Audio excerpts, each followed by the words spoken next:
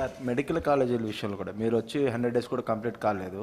అంటే లాస్ట్ గవర్నమెంట్లో తీసుకొచ్చిన మెడికల్ కాలేజీలు ఆగిపోతున్నాయి. తర్వాత మెడికల్ సీట్స్ అన్ని ఆయన ఇచ్చిన జీవో ఒకసారి చదువుకోమని. ఆయన ఒక జీవో ఇచ్చాడు, ఆయన ముఖాన్ని తగిలిస్తా రాష్ట్రాన్ని తిప్పేదానికి. ఆ జీవో పెట్టి ముఖంలో తగిలిస్తే ఆ జీవోని కాకుండా ఏం అమలు చేస్తారో చెప్పాలంటే పని. నేను స్ట్రైట్ కోసం అంటే ఆయన బాడీకి గట్టేసి తిప్పుతాం ఆ జీవోని. ఏ జీవో ఇచ్చాడో మీరే చదువుకోండి ఒకసారి పేపర్ వాళ్ళు. మీరు కూడా చదివితే మీకు కూడా ఒక ఐడియా వస్తుంది. అప్పుడు నేను చెప్తాను. ఇలాంటి నేరస్తులకి నేను చెప్పేది ఏంటంటే, బాబాయిని చంపి నారాసుర రక్త చరిత్ర పెట్టేసి తప్పించుకోవాలని ప్రయత్నం చేస్తే అన్నిటిని జరగవు. ఎన్ని తప్పుడు పనులన్నీ చేసి వేరే వాళ్ళ మీద దోసేయాలనుకుంటే జరగవు. ఆ రోజులు అయిపోయినాయి. చెవికి కట్టి చూపిస్తాను ఊరంతా తిప్పి, పిచ్చిగా అనుకుంటున్నా. ఏం చేసావో అన్నీ కూడా అంత ఈజీగా ఆలోచించద్దండి. నోటుకొచ్చేట్టు మాట్లాడడం.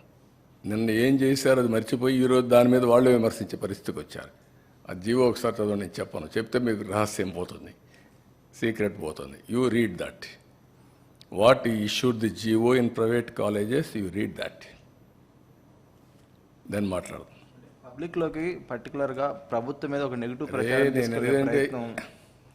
నేను కాదా, నువ్వు చదువయ్యా, చదువు. నేనని కదా సార్, అంటే ప్రభుత్వం పైన మీరు కష్టకాలంలో క్రైసిస్ నుంచి నేనేమంటానంటే, అంత ఇరిటేట్ అయిపోవాల్సిన పనిలే వీళ్ళ గురించి.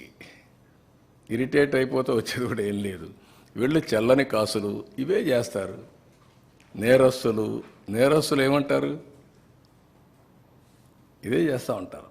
మీరు గుర్తుపెట్టుకోవాల్సింది, ప్రజాహితం కోసం కొంతమంది పనిచేస్తే ప్రజలకు ద్రోహం చేయడానికి కొంతమంది పనిచేస్తూ ఉంటారు.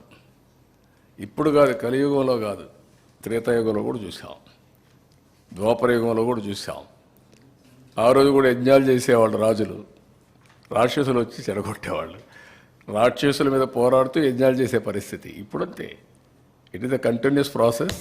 Will fight it out.